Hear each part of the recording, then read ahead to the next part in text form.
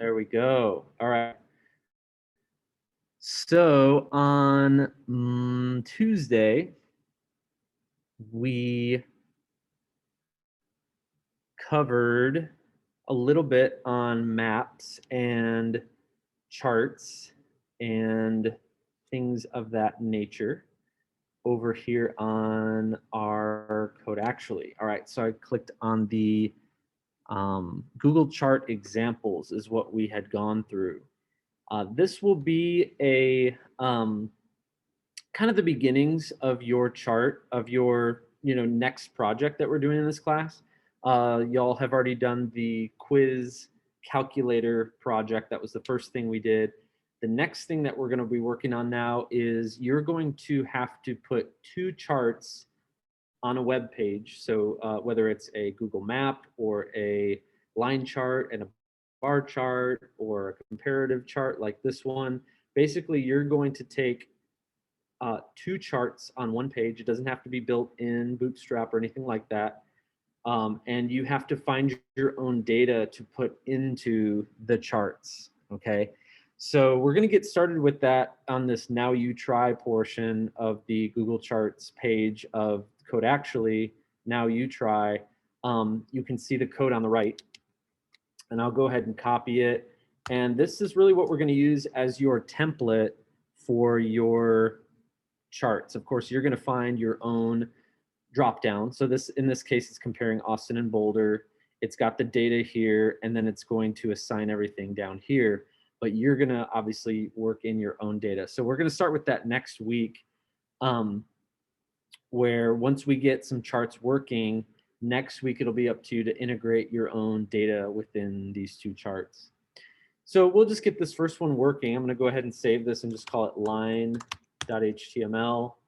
I'm going to go to the desktop and open it up.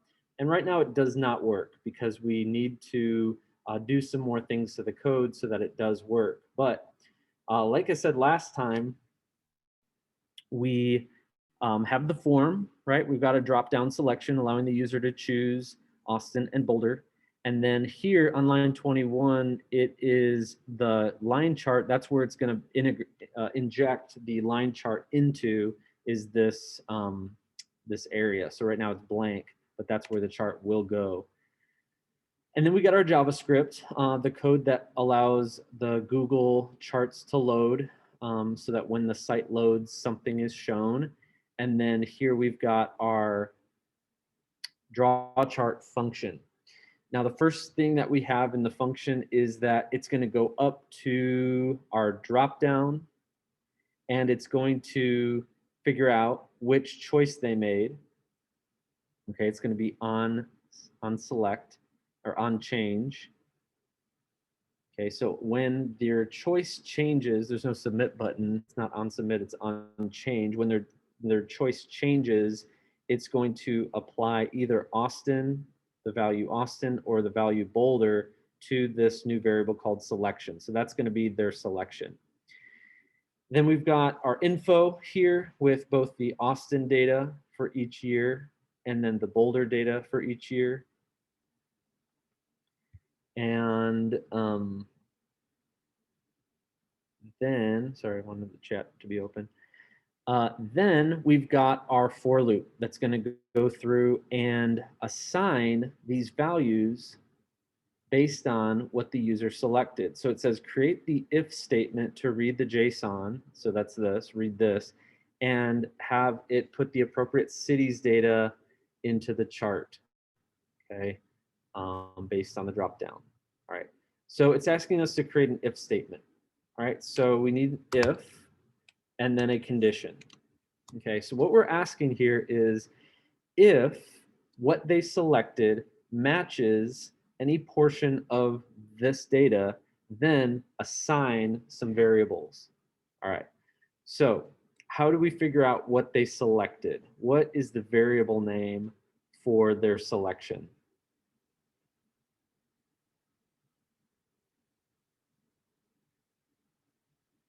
How do we know what they selected?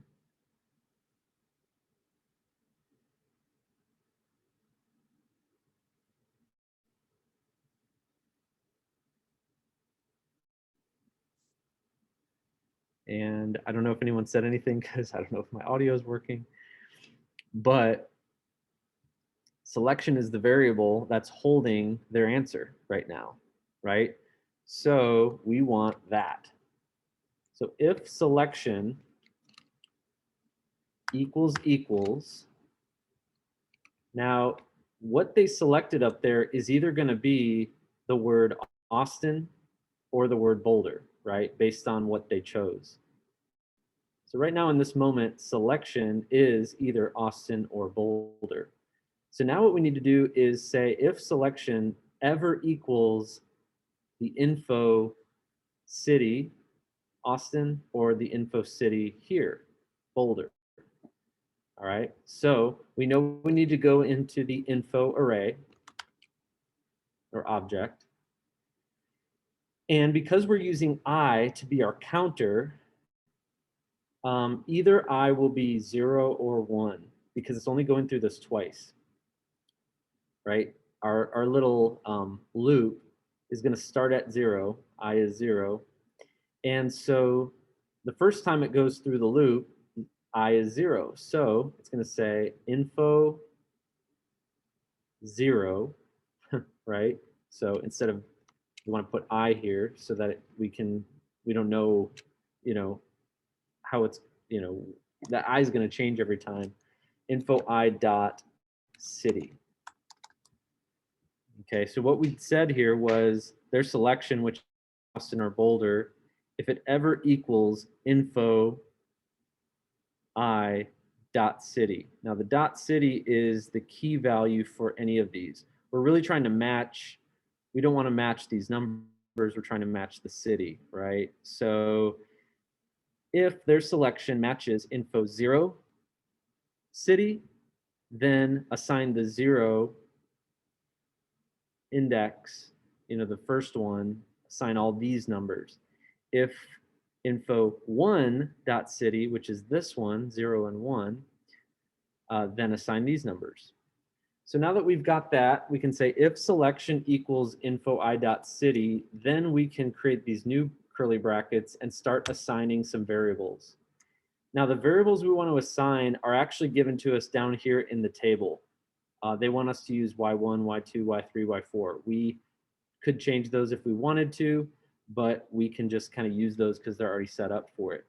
So then we want y1 to equal info I dot y 2004, because it's basically saying, okay, if, say, for example, they chose Boulder, we know selection is Boulder, and in this loop, it's saying info 0 dot city. Nope, that didn't work because it's not Boulder. Info 1 city is Boulder. Therefore, we want all of the info 1 key values for each of the info 1 data. And so now I can go and say, okay, well, if you found the city to be 1, then I still want the info I dot 2004 now to be assigned to year 1. I want y2 to be info I dot y 2005. I want y3 to be info I dot y 2006. And then same with year 4. Year 4, y4 info I dot y 2007. So now these values have been assigned to each of these new variables based on the I number that matched our selection. Then it's going to push all of these brand new variables we made into our Google table. And the very last thing it needs, once we've got these 4 in there, is it needs to find the appropriate visualization code to draw a line chart and place it in the div below called line chart. So that is something that I need to go find on the Code.actually website. I don't have that memorized. So basically I'm going to grab it from another let's go back up to the bar chart, for example. Down near the bottom of the bottom of this bar chart with drop down, the very last few things here, and I do actually, there's this function that's just recently been added to allow our charts to be responsive to the size of the window. And so I'm going to go ahead and grab that. What I'm going to actually do is I'm going to grab the last basically few lines of the script code, including draw chart and the var chart. Okay, so I'm taking everything that's kind of, hopefully you can see that. I'll drag this down a little bit. What I'm selecting off of the bar chart with drop down example, I'm going to grab everything from before the script closes all the way up to where we're assigning the variable chart, bar chart. Go ahead and copy that. And then I'm going to go ahead and paste that into my code. Just a little bit smaller so you can see both. And that's basically going to replace this here.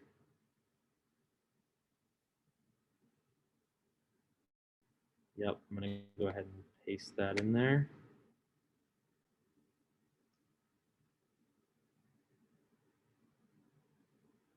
All right, so I hope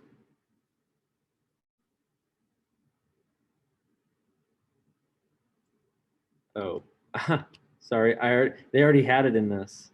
That's my bad.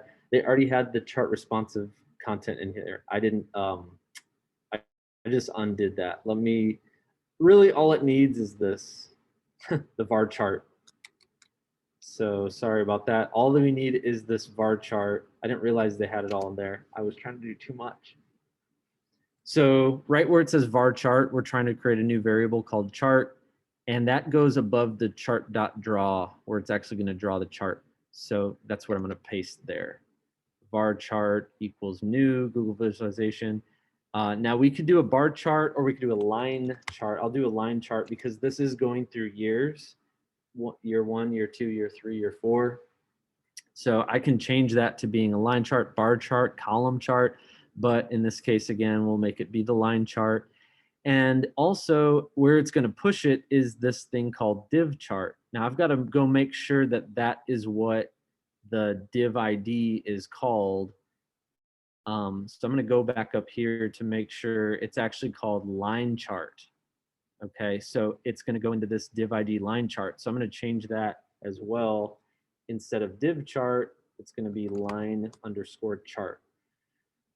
Okay, so really all I did was I just grabbed this one line of code. And sorry for getting all that other stuff, but we don't really need it. We just need this little bar chart. And then make sure you got your chart.draw, and then it's going to resize it. Let's go ahead and save it, and I'm going to see if it worked. Yeah, it did. And it is even responsive. So that's good. Now, if I choose Austin, it's changing. If I choose Boulder, it's changing. Now, one word on a chart like this, it's a little bit deceiving. And the way that Google by default works is it really just shows you the data in kind of the most compact way possible. But look where the 40 is. 40 starts in the middle here, and then it goes down. But then if we choose Austin, it starts at 60. It's a little deceiving because looking at the chart, you'd think, oh, Boulder has a lot of commute minutes, when actually Austin has more. It just has increased a lot in the last few years.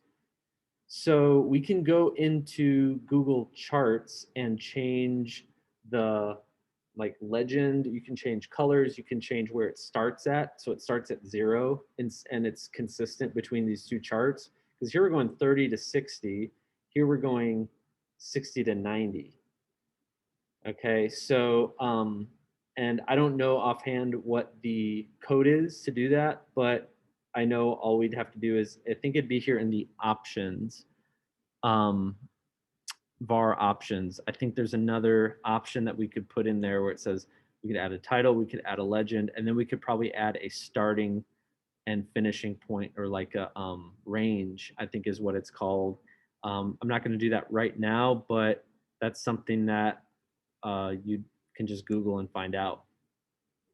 And that's the thing about data, you know, it can be deceiving. Like you could be totally transparent and show the data, but if you've, like I said, ever taken a statistics class, you can make anything sound like anything.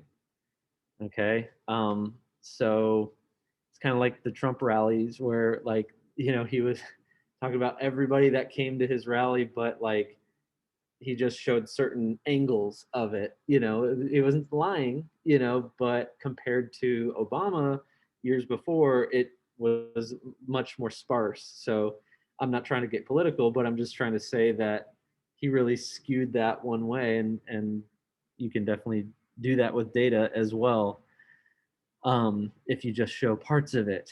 So anyway, just trying to, you know, make it as objective as possible. That would definitely be something to add to this line chart, to make it more um, accurate.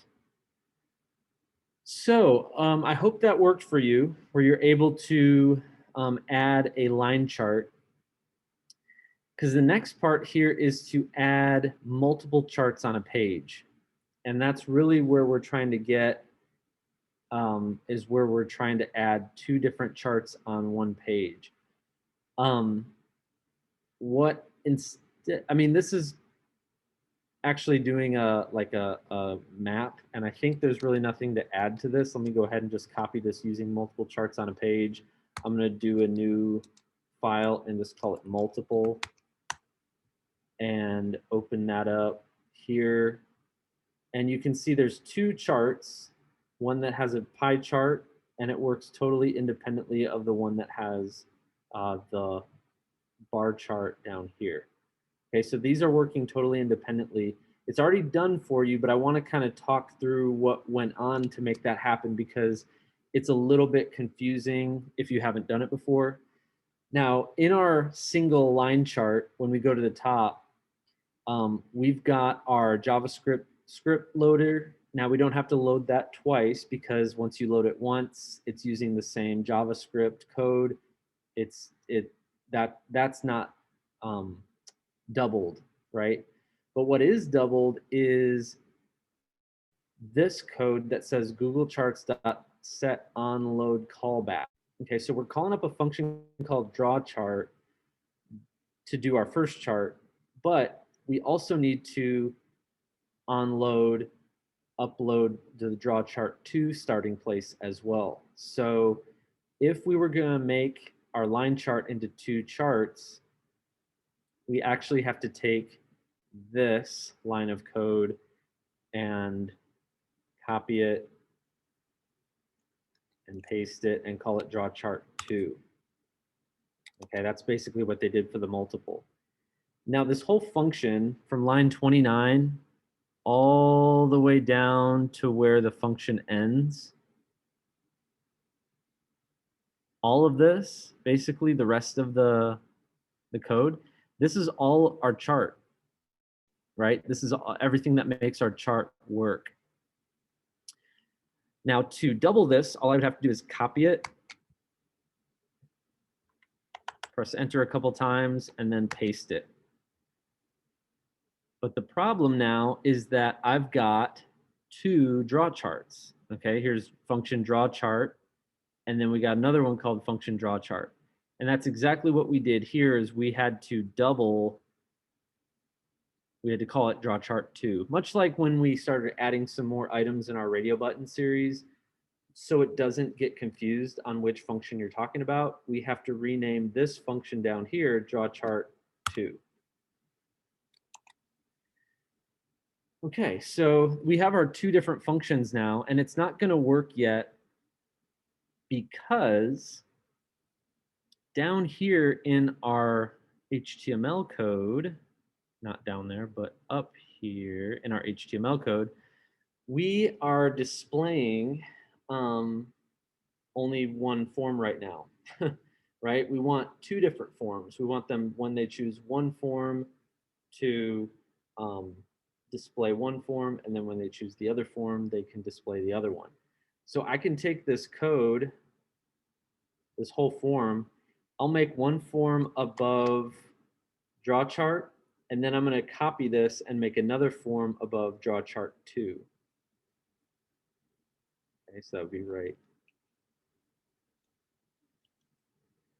But the other thing is, I want to, yeah, let me do this.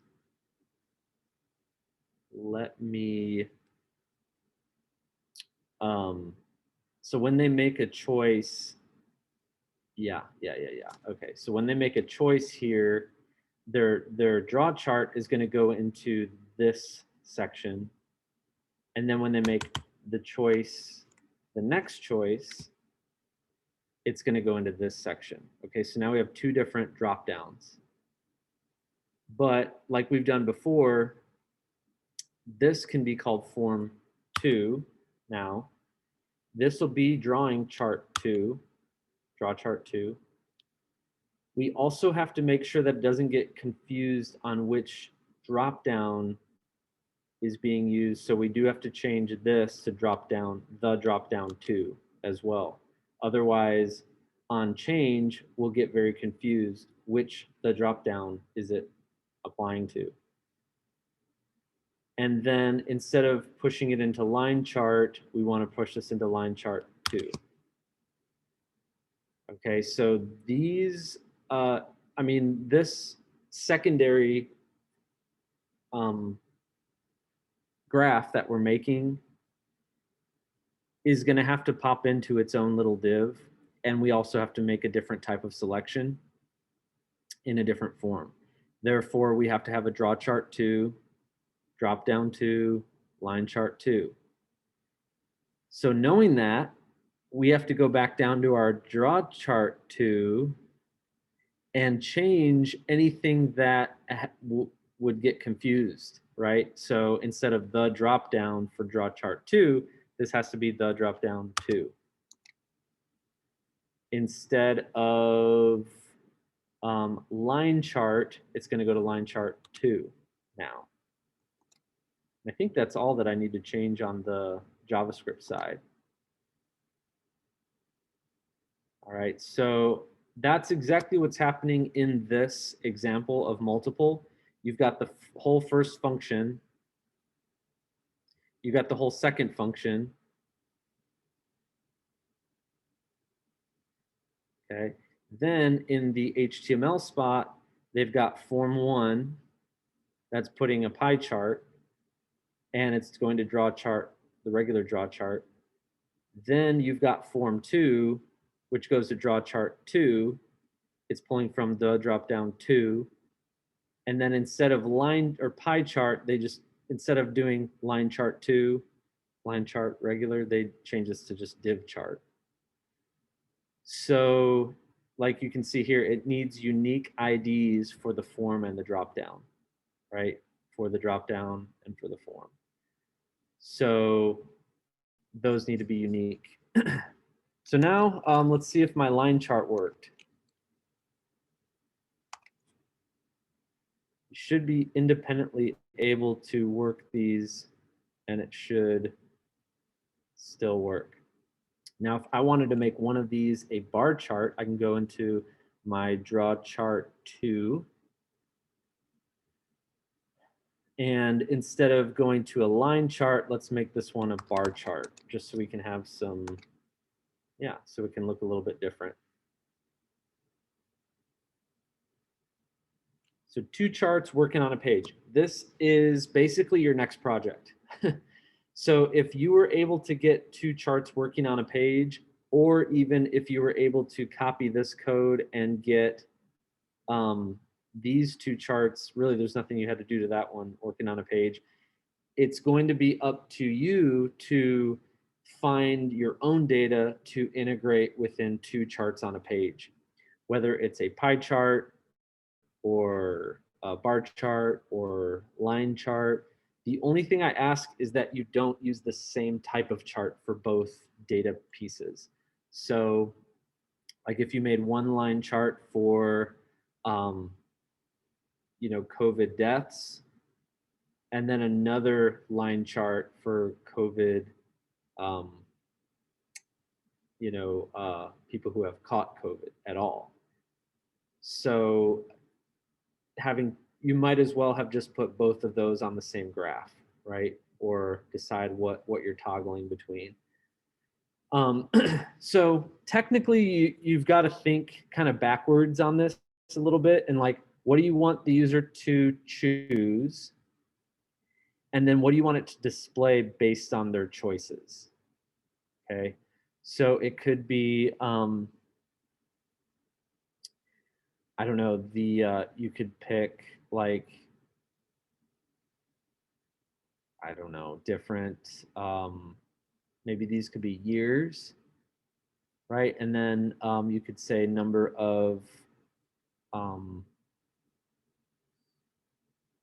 I don't know, like whatever you're interested, number of comedy movies that got a Grammy, or not a Grammy, um, you know, help me out. What's the movie awards?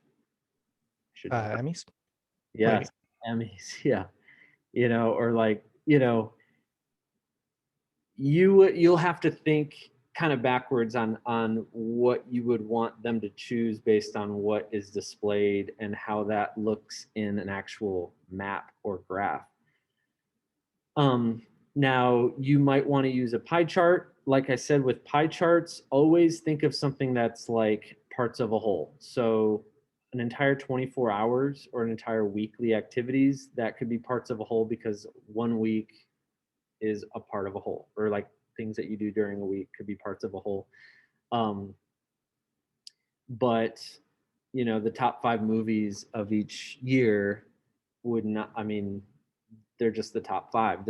You can't possibly put every single movie into a pie chart. That would be a lot. Um, but you could do that with something like this, where you can compare 5 different movies and how they did in the box office versus streaming online or something like that.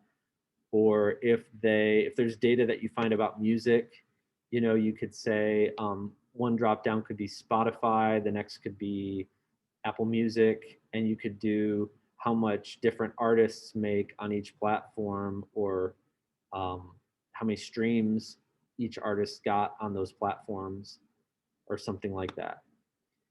And so that would be the kind of thing where you would not want a line chart for comparing different artists and how much is streamed, because it's not over time. You would probably want something more like a column or a bar chart for that.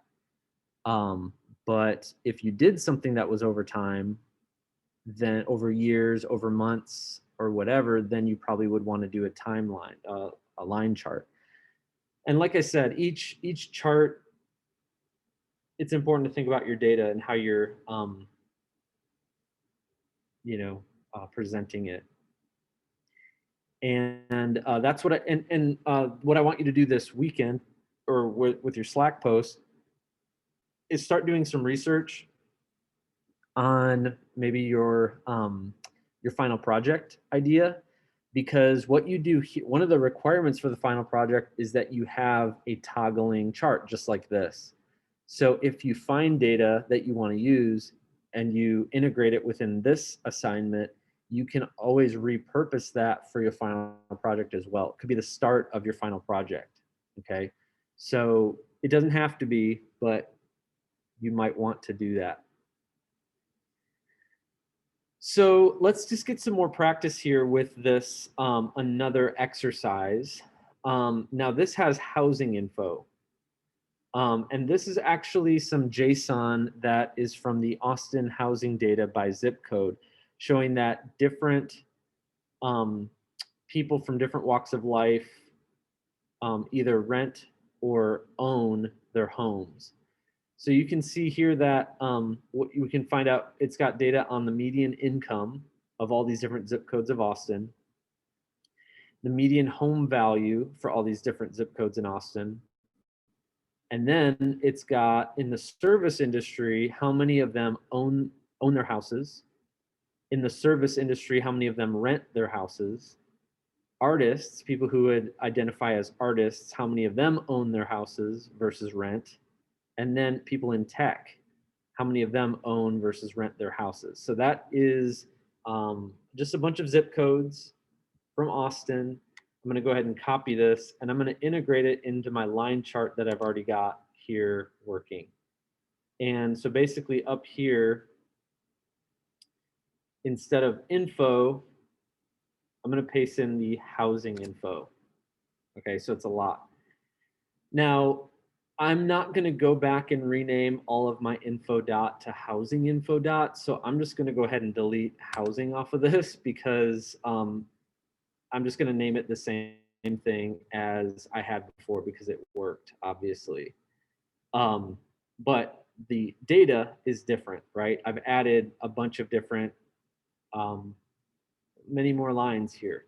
And you can see how if you had a table, you know, if you had a CSV and you had the different years, or not the years, but the different, you know, values here, what you're trying to measure, the measure is actually going to be median income.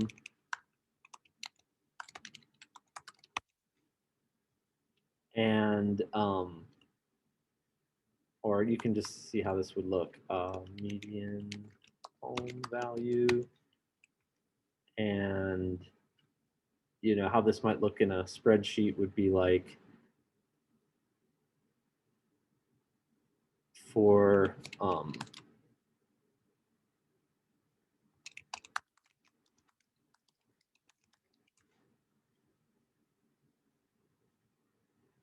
the service industry, say rent,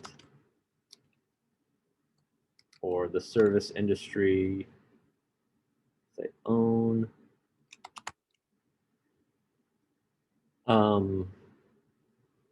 So you can see here that, actually, let me move this around. There we go. I'm just trying to show you that this isn't just data that's compiled. It used to be a spreadsheet, you know, and all these different 78701, 78702, 78703. And these are values, you know, if houses here was 34,000, houses here were 45,000, you know, and so basically this is a full data spreadsheet that they took and just converted it into code. And that's what we're seeing here. We're seeing the median income for this zip code is $68,000. The median income for 78702 is 34,000. Already disparity. You know, 78703 is this amount, 78704. Okay, so these are all the zip codes and how much people are making and how much their homes are worth and whether or not they own or rent their homes. Okay, so this is all really like a code way of communicating a spreadsheet. And that's what the value of a JSON, JavaScript object notation, an object really is holding a whole spreadsheet. And we've talked about how variables hold a string or a number. Arrays hold lists, and objects are like super arrays that hold entire spreadsheets. Okay, and that's really what we're doing here in line 45 through 52 is we're displaying that data into its own object. So what we're doing now is that we want to allow the user, like it says in the example, make a line chart that shows all zip codes and allows you to chart between median income and median home value with a drop down. Okay, so our drop down is going to have not Austin and Boulder anymore, but we're going to choose between median income versus median home value. So up here, Now I'm just dealing with draw chart, not draw chart 2. But in my drop down, I want to toggle between median home value and median income. Okay. Now, when they make that selection, I will want to go into my data and figure out what matches my values, right? So these are going to be very important. This word med income and this word med home val, these are what will match their choice. So it's good to know that what's in the data, because when I go up here to decide what I want sent, I think I looked at the wrong. Sorry, this form 2 thing is bugging me or confusing me. Median home value, when they make that choice, I want them to get, send a value that makes sense in the data. So med home val will be sent if they choose that one, and then med income will be sent if they choose that one. So knowing that, I can go down into my variable, and it's going to say, hey, go up to the drop down, which is this first one, and get the value. So the value is either going to be med home val or med income, and it's going to now assign it to the word selection, the variable selection. Okay, and then it's going to go through info.length. It's still called info, so I hope you didn't rename it to housing info, because then you'd have to rewrite this to be housing info.length, but it's still going into the info object, and the length of it for as long as there are items, 1, 2, 3, 4, 5, 6, 7, 8, as long as there are items in here, that's how many times it's going to iterate through and search for a matching value. Now, the first time it goes through, I is 0, right? I is 0.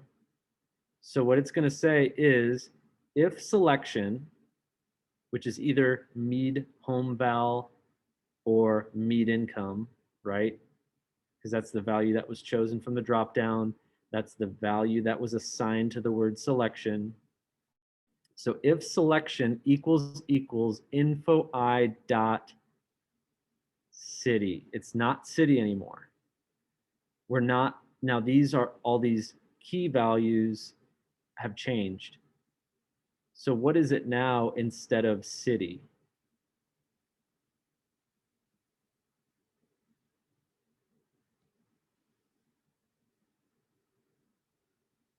Which key of info am I trying to access right now? Info I dot.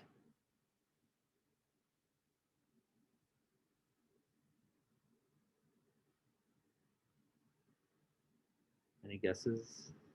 I'm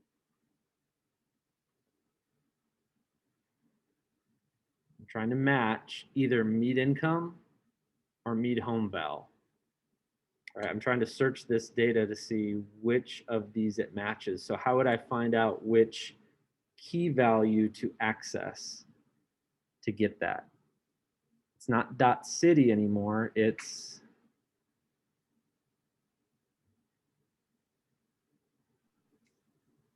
Dot measure? No. yeah, it is. It's dot measure, because now I'm trying to, because before this said what? City, Austin, right? That was just part of the data. Now, city is no longer part, it's no longer a key of my new data. So it wouldn't make sense to be dot city anymore. But in this case, it's dot measure, because that's the one that I'm trying to get the value, right? So it is dot measure. Okay, so info I dot measure, it's basically saying, hey, go into info, go to the measure key, and consider if it ever matches the selection that the user chose. So 0, it's going to start at 0. Say they chose med home val, medium home value. It's going to say, okay, I know that selection is now med home val. If selection, Mead home val, equals info I dot measure, info 0, let's start with 0.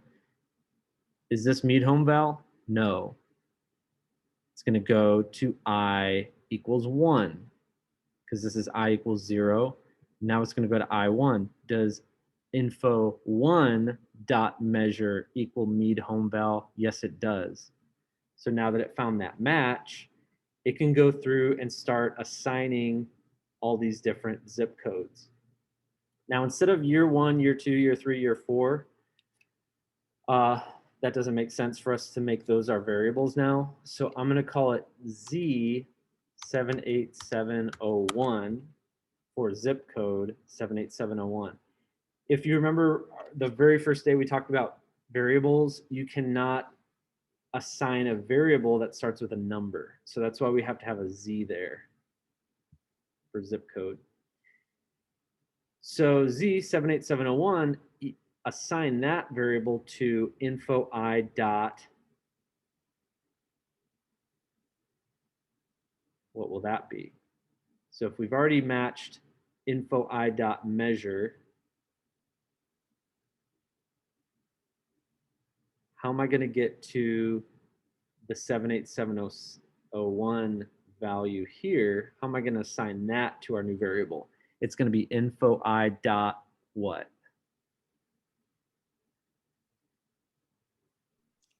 Med home val. No, the med home val is the value of the key of measure. So you can see measure is the key value, colon, now this is the value of measure. Now the comma denotes, okay, now we have a new one. And it's, now this is saying zip code 78701 has this home value. So if Mead home val was info I dot measure, then this number is info I dot Z78701. That's the next key. All these keys are separated by commas. It might be confusing you because of all the quotes, and that is kind of annoying because if you take the quotes out, you can see it sometimes adds quotes, but it's kind of deceiving because the actual key, where before all the keys were in white, it was easy to find all the keys. Here they're all in quotes, so it almost doesn't feel like it's a key value because it just seems like it's a string.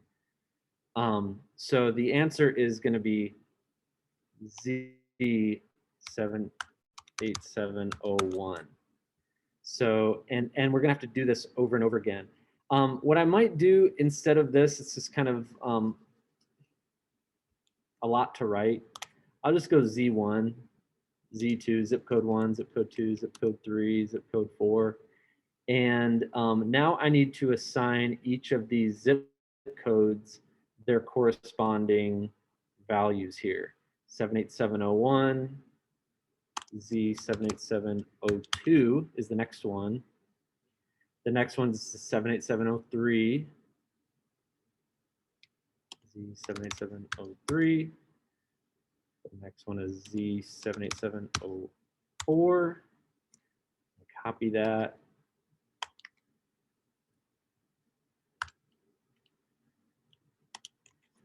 Now I will say when I took this class, this was one of the moments where I was a deer in the headlights. So I get it if you're just try to breathe in, breathe out, and try your best to follow along. I'm not going to ask you to do all this for your projects, but it helps to kind of, talk through why, how we access these different numbers and all these key values. So anyway, I understand if you're kind of lost, as I was too.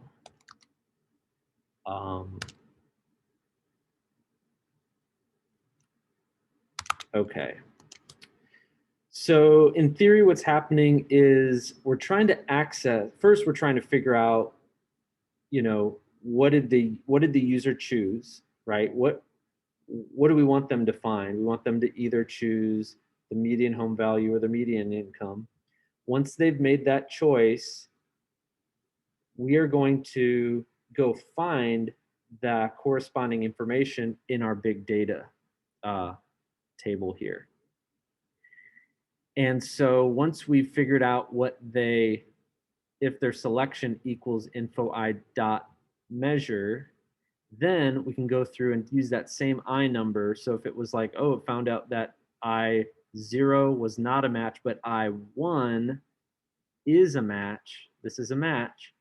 So now that it's a match, we can say, okay, now go into info1 dot z78701 and assign that number to this variable. Assign 78702 to this variable. And now that we've got 9 different variables, that's pulling in all the data from our info object. And now we need to go into our Google table and push all these Z numbers into our table now instead of Y numbers. Z5, 6, 7, 8, and then 9. Now, instead of these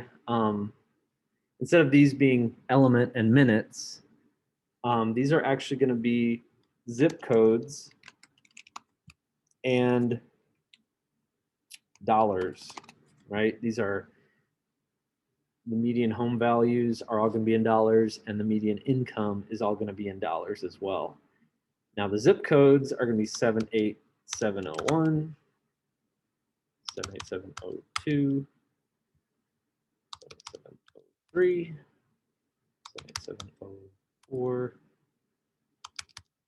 5, 722,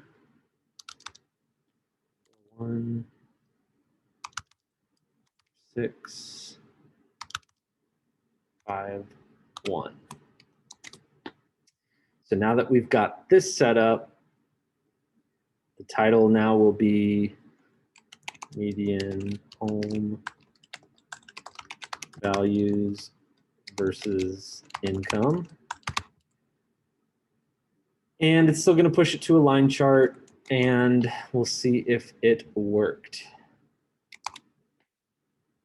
Okay, it did. I'm just looking at the top chart here. So we can see that the median income of people in all these different, now again, it's deceiving because I mean, I would not put this in a line chart. Let's go ahead and put it in a column chart.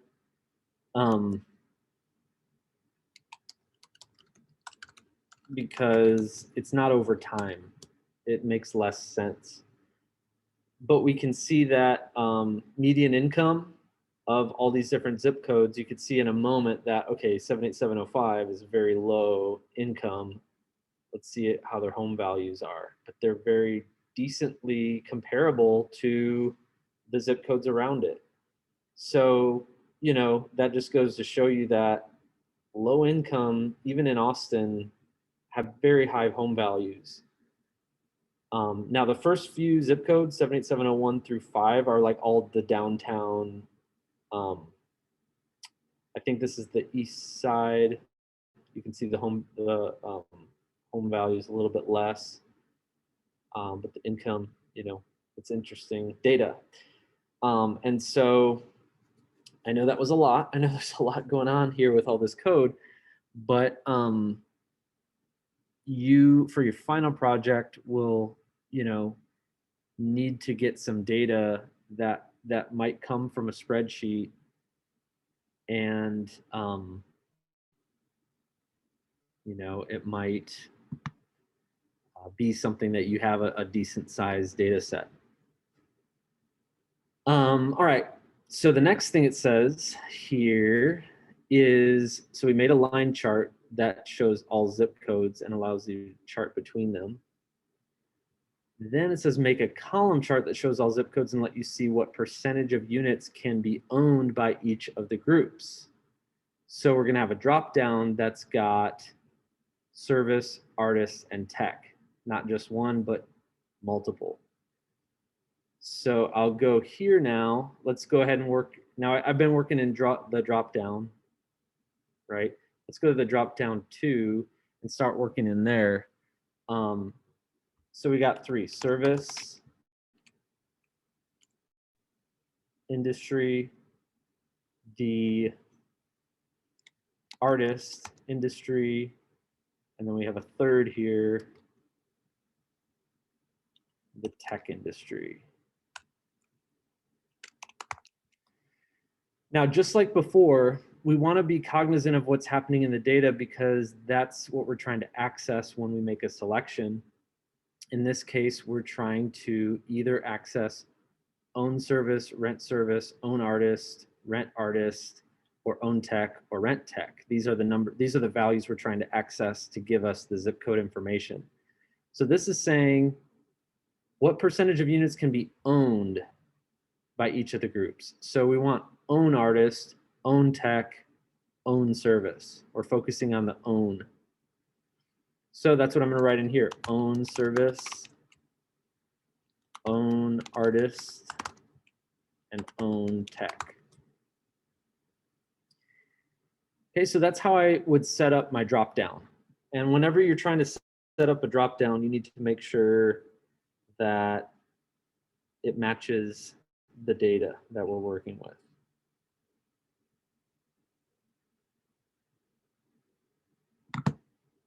So now I can go down to my draw chart 2.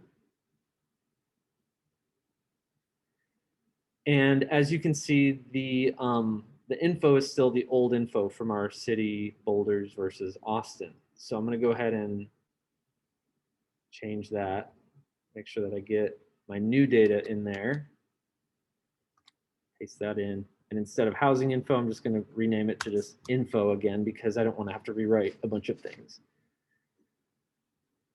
All right, so I've got my info listed here. And this is where I'm going to start assigning variables to whether they chose own artist, own tech, and own service. Okay, so now we're saying if selection equals info i.city. Again, we're not accessing the city. We just replaced all the data. So we're not trying to access city anymore. What are we trying to access?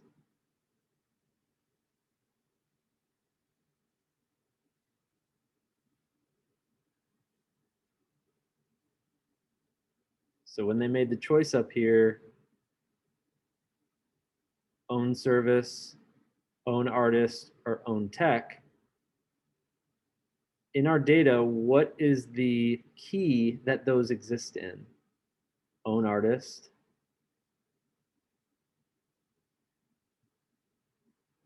How would I figure out the key value for own artist? What is it? It's not city. We did it before in the other one. Measure? Yeah, it's measure, right? What are we trying to measure? We're trying to measure how many artists own their houses. So again, it's measure, info I dot measure. So it's saying go into info, go into measure, and try to find out where own artist, own tech, or own service exists. Once it finds that match, so say they chose own tech, I0, nope, didn't happen. I1, nope. I2, I3, I4, I5, I6. It found it. When I equaled 6, it did match.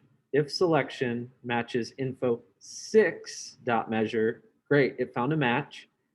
Now go into that same one, info I dot and start assigning all of these variables. Now we have this already written out up here, so I'm not going to rewrite everything. I'm going to take all these Z numbers, same exact thing,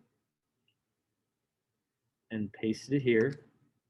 Once it found info 6 was a match, now that I is 6, all of these will be 6 as well. Now I'm just filling this in so you can see what the computer would see in this moment. So info 6.78701, 30 is now equal to this variable. 67 is now equal to this variable. 613, okay? So because it found a match for 6, its I will be 6 every single one of these times.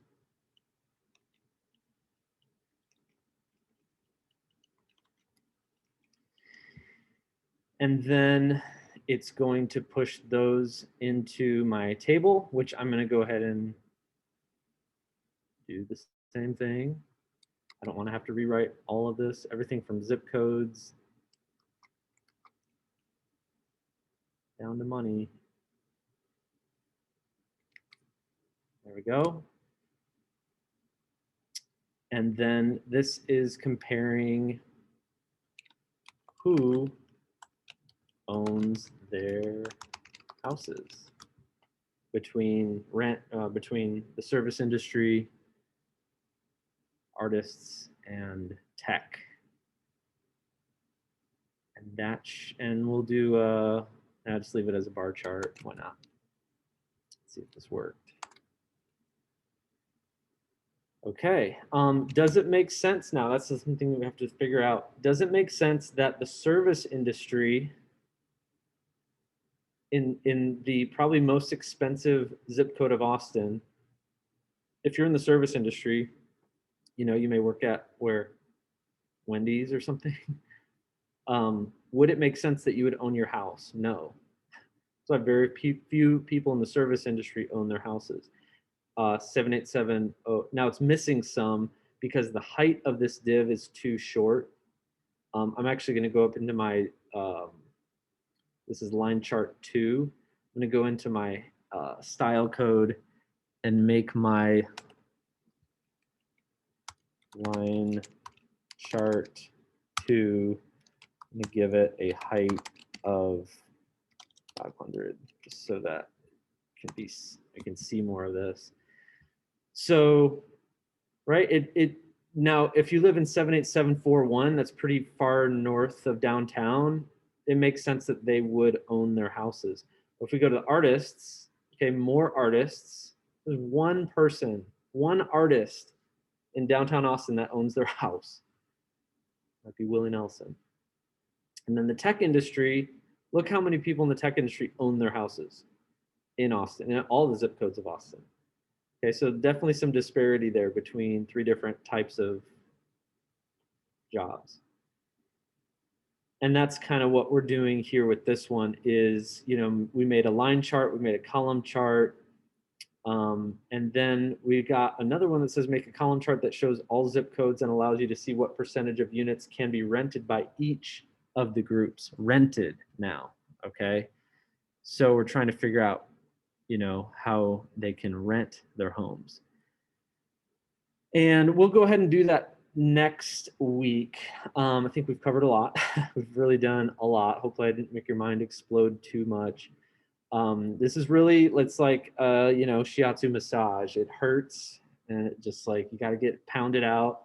And then when you do your project and once you get something that kind of works in a template like this, then you can just kind of back up and say, okay, how can I add my own, you know, code into this? And I mainly just want you to understand the relationship between the dropdown, how we're assigning these variables once we get the value, and then how we access our data and different indices, the different indexes. When I is 0, can we find a match? When I is 1, is there a match? When I is 2, will there be a match? And that's kind of what we're doing is we're searching. Like when you make a selection, that's what this big if statement is. If that selection you made ever equals us, a certain measure or a certain zip code, then start applying some other, variables that you can then push into Google and stuff. So I'll show some more examples next week. I'm going to use my UFO data. I think it's interesting. I'm going to use my Austin restaurant ratings data just so you can see how I go through when I find a big, then how do you kind of communicate that in a smaller, project like this. All right, so this weekend, I want you to post to Slack, post your idea for your final project. It doesn't have to be for sure that final project. And then also, I want you to just kind of go back through what we did this week. I know it's all new, but working with Google Charts and trying to get your bearings for how we're, going to create some visualizations based on user selection. So let me get attendance before we go. There we go. And I will see y'all on Tuesday.